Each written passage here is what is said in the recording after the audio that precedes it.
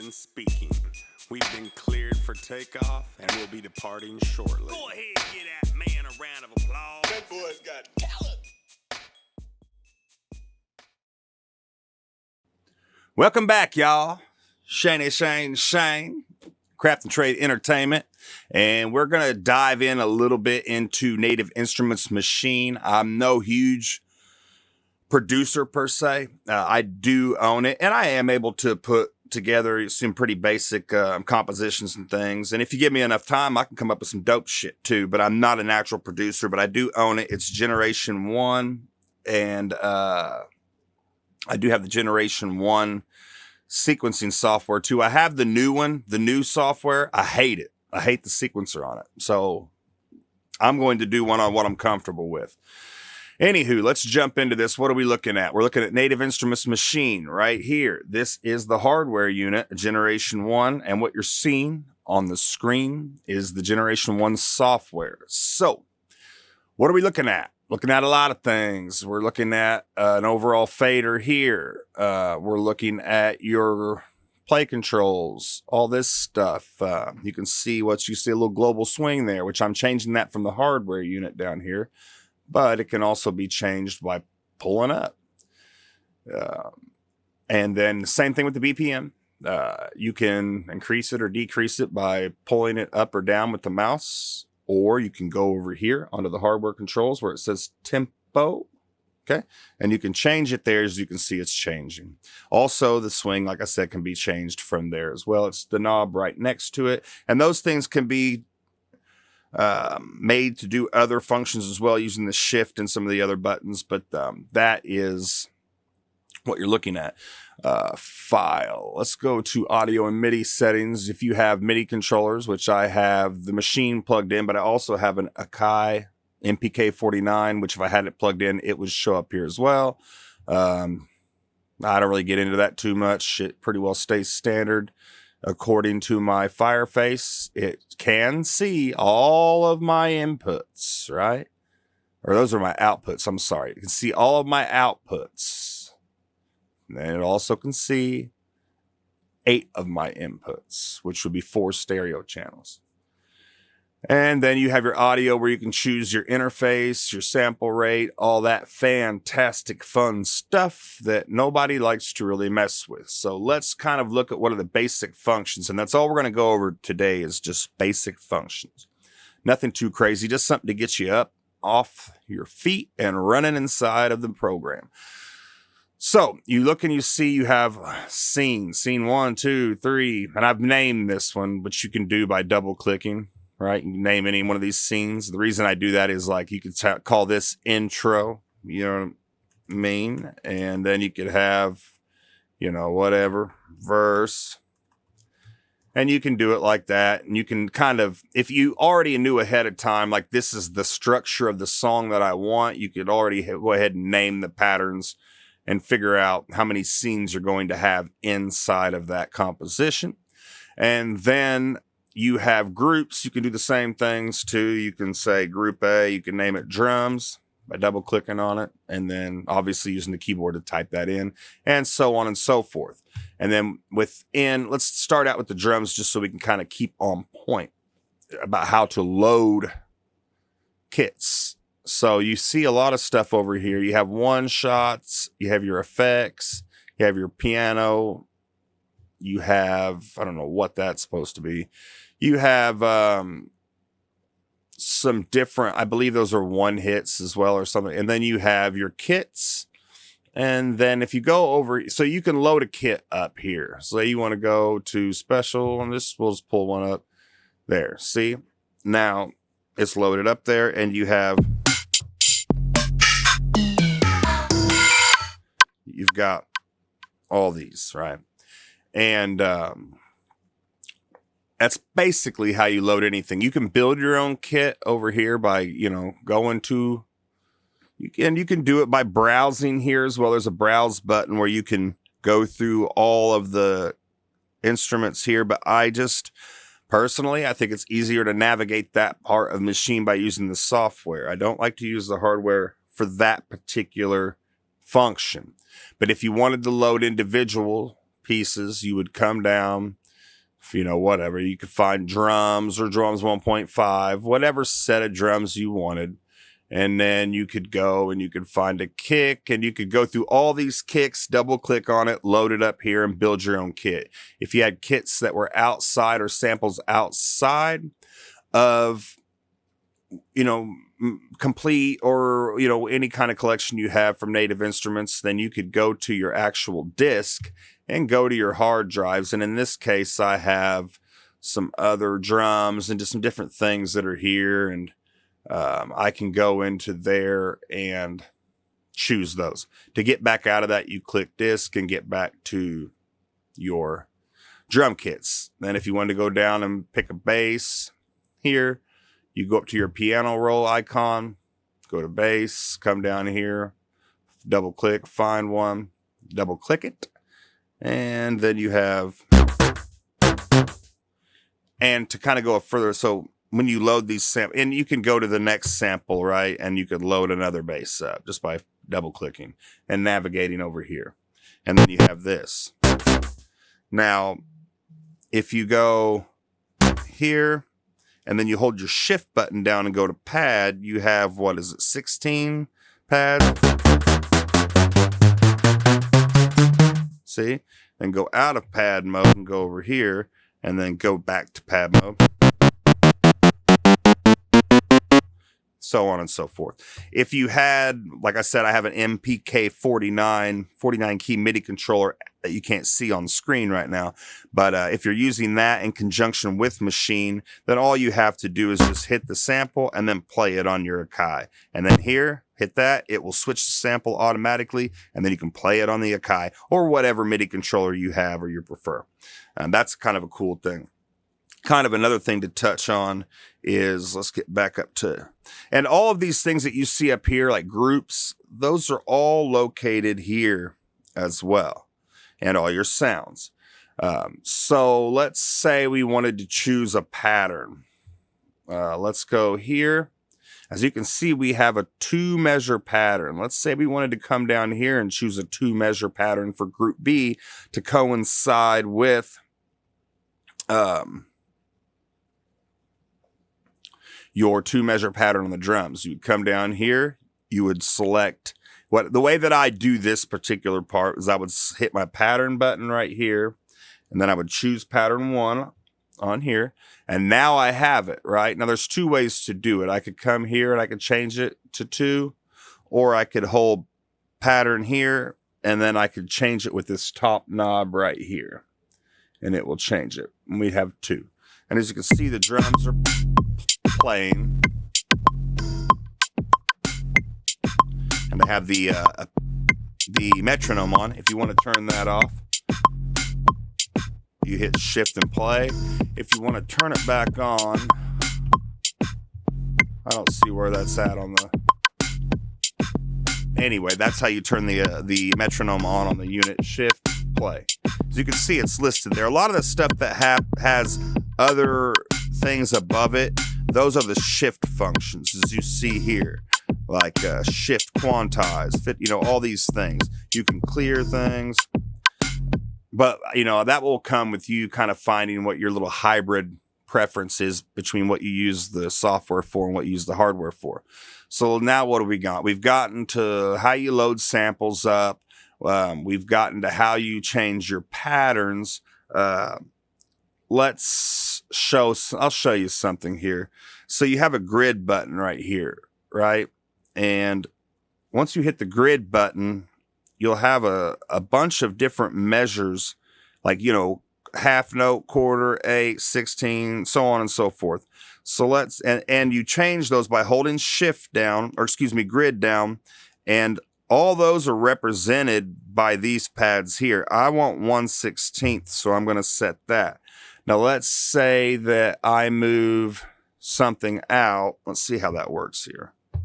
Okay, it won't do it on 16th, so let me change it to 8ths, right? Now you can see that it's kind of outside of where it's supposed to be. Then I hit quantize, it pulled it back in based upon an 8th note measure. And that's what you use, like if you're not a great player and maybe something you didn't play everything right on point as you should have, you can use that quantize to kind of pull things back into the correct time. And there's other ways to do that too. But like I said, I'm just showing you how I do it as far as what's on the software and what I use the hardware for. So let's see here. We went down to C, group C, and just added, I don't know. Let's just pick something. It really doesn't matter what I pick. Let's do Fifth Princess. Now, as you can see, you have a lot of things going on here. That's the modules. You can change them by going here. But what I like to do is use you see that orange arrow? That will help you breeze through them.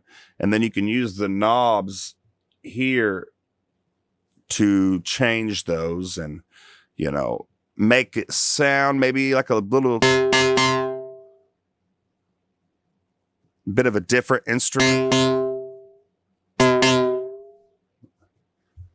Some modules have more than others, but let's say you did change an instrument, you found something you liked, you can click on this arrow here and you can save that instrument as a new instrument so that you don't have to remember what changes you made to get there. You can create roads, just whatever you really want to create. You can take the stock sounds and really play with them and find some cool things. You shouldn't rely on the stock sounds because everyone's used those. They're overplayed. You need to take those sounds and use the modules to create new sounds and save those. And use those as jump off parts or jump off places to create new sounds out of that. So let's kind of see what else we can do here. Some of the other functions, because we've went over how to change to the pad mode, and we've went over how to load samples and how to change your pattern length. Like I said, we went over here. Let's kind of go over swing. Swing is, you can do global swing to the whole. You can do it by using the mouse up here or the knob on the hardware to bring the swing up and down. That's globally. It will shift everything, whatever. It won't shift everything, but it'll shift elements of the entire composition here and there to create more of a human element and not make it so rigid and so robotic. You can also do that to individual sounds by holding the sound down and then applying the swing knob to it, or you can do it to whole groups by holding the group button down and then using that swing. And that will create just a little bit of break the monotony of the beat and give it just a bit of a human element, much like a band would play, because the band's not going to play down to the millisecond in unison. Because if it did, it wouldn't have that human feel to it. So you can use the swing to recreate that effect or that type of thing inside of the Maschine software or using the hardware to do that. And you can do, I'm not sure what else you can use that for, but like I said, if you look at the shift button here as well, there's a lot of things going on here on these pads they've got dual purposes if you use the shift button to use them. It does have a sampling feature in it, whereas you can do that by these icons here too. And what it will do is you can sample whatever you want to. If you go into, it recognizes 4 stereo inputs on the back of the RME Fireface, but you can also use the monos if it's a mono signal you're bringing in. But if you had something like a stereo, like you use the stereo inputs, if you were sampling from vinyl or something like that, you would choose that input coming, which I have. I don't know which input it is, but I have a stereo input coming from my record player to sample from. But at the same time, if you were recording somebody on one of your mics for a guitar or whatnot, all they'd have to do is play it correctly one time, and then you could clean it up using the sampling function, and then you could just have it as a pattern. So once you got out of sampling, you could start applying that pattern here. And that's a lot, like it's more of a hip hop thing, but any source you can bring in. I mean, even if it were a VHS tape and you had some little piece of a movie or something that you wanted to come in at the beginning of a song, much like I think like Jay-Z had that one where it had a part of Gladiator where he's like, "Are you not entertained?" You know, well, like if you just had in the days where you wouldn't be able to immediately be able to get that video or audio clip out of that, this is how you would do it, or this is a way that you could do it. And then, you know, when we get down to that, so then we get down to patterns. So you have these groups and you have all this different stuff that you can do. And so let's say for your verse, you wanted the drum kit 1, and on the bass, you wanted pattern 2, and on whatever your, you know, whatever that is, you know, you wanted pattern 3. So your verses would be this setup. And then if you had the drums switch up to a different pattern, you know, 8 measures in, you would change that here, and you may go to pattern 3 or whatnot. And you can do that same. That's not really the way that I normally do it, is by using this to do that. I have my hand on the mouse and I'm burning through these scenes, and I'm using the pattern button here. I'm changing. If I'm here drums, I'm here pattern 1, pattern 2, pattern 3, pattern 1, you know, like just I'm putting it in here by changing the groups with my mouse and applying the patterns with the hardware. And that's what's beautiful about Maschine, is that you can pick and choose what you use the software for and what you use the hardware for to your liking. There's a lot of flexibility that you can personalize your experience with it. And that's really one of the main things. And the fact that the creative process doesn't have to stop with Maschine, because you don't have to click the mouse if you don't want to. You can do all those functions using the hardware unit too. And then whenever you get all of these patterns the way that you want, then this is how you highlight what you're bouncing out as far as what patterns you're selecting. And the way that I do it is when I'm finished with the composition, let's say I've got drums, bass, whatever. I've got all this stuff here. I'm going to mute these things and just have the drums. And then, you know, if I wanted to just bounce the kick out, I'm going to mute all these other ones by clicking there, or by on the hardware, clicking mute and clicking the corresponding pad that I want to mute on there. Once again, there's at least 2 ways to do it. Whatever type of person you are, the way that you're wired, you can choose if you want to use the software or the hardware to do that. And that's, once again, I mean, I feel like I know I'm a broken record, but that's what I love about the program. And then the reason that I do that is because I have intentions of pulling that complete composition into Pro Tools to do the entire mix with the vocals. And that way I can control the kick independently from the snare and eat with EQs and effects and all that. And I know that I'll have one stem for each sound. And when I pull those into Pro Tools, and I want to make sure, you know, if I've got 94 BPM on the beat, that I'm pulling that session in through Pro Tools, that it's set at 94 beats per minute as well.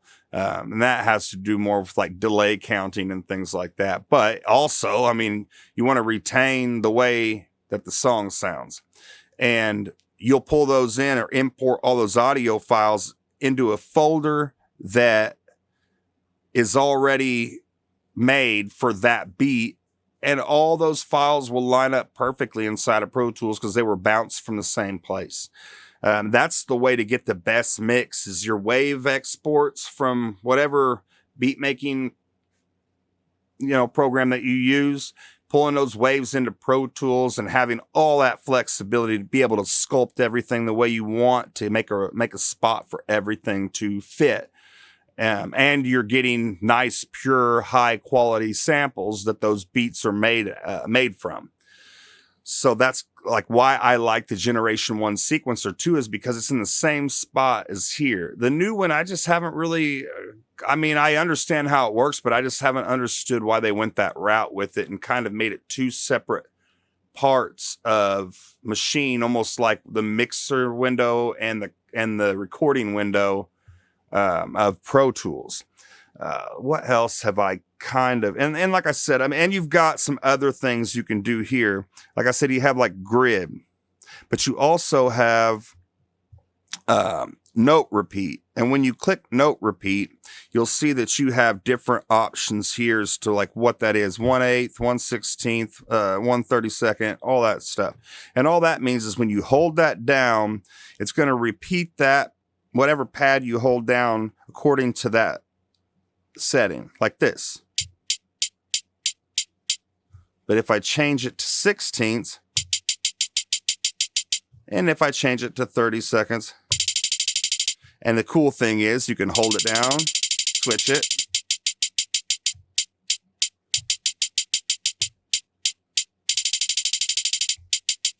stuff like that. Kind of cool.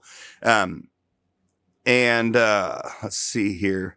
You do, and another thing you can do is the copy and paste. So say I had it like this, and I'm like, I really, really like all of that, but I want it in 4 measures, and I want to kind of make some changes. I would highlight it all, right? Take the pattern, switch it to 4 measures. Whoop, not 5. And then hit the shift button, copy, paste. Makes the whole other version of the entire thing. Then you can pull it in here, and then you could be like, okay, let me get rid of this last part of it because I want to switch that up, or I want it to drop completely out. Those are things that you can do with that. As far as copy and paste, you can also, I mean, you can, and the right, like you could right click on anything to get rid of it. You can highlight things to get rid of it, and then Control Z to get them back. And then, but you can also do that by highlighting here, and then let's see, and then a clear. If you highlight something and hit shift clear, it will only clear what you highlighted. But if you don't highlight anything and hit shift clear, it gets rid of the entire pattern. And then you got to Control Z to get it back. So there's certain things just for me that are just easier using the hardware, and certain things that are just easier doing for the software. Let me just kind of take a peek around. Oh, I know one thing I need to do here. Over here, you have your modules, which you can change, you know, like I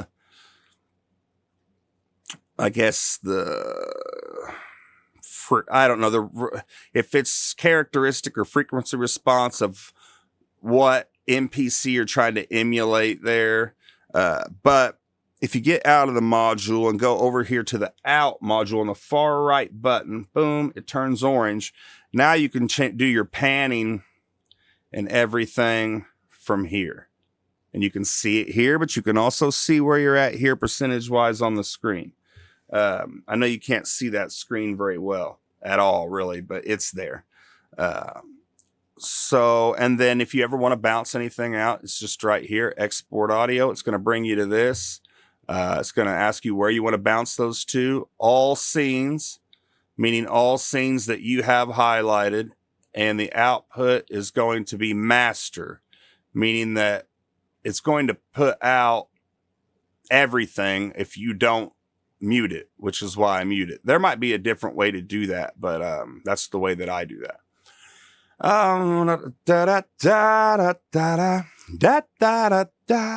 Let me see here. If I really kind of left anything out for just a basic tutorial, I think that is probably good as a starting point. I'll be putting more tutorials out that go into more depth as to some more intricate things inside of it, but I think this is a good stopping place today. So I once again want to thank you for spending a little bit of time with me and maybe learning something. Have a good day, and peace and chicken grease.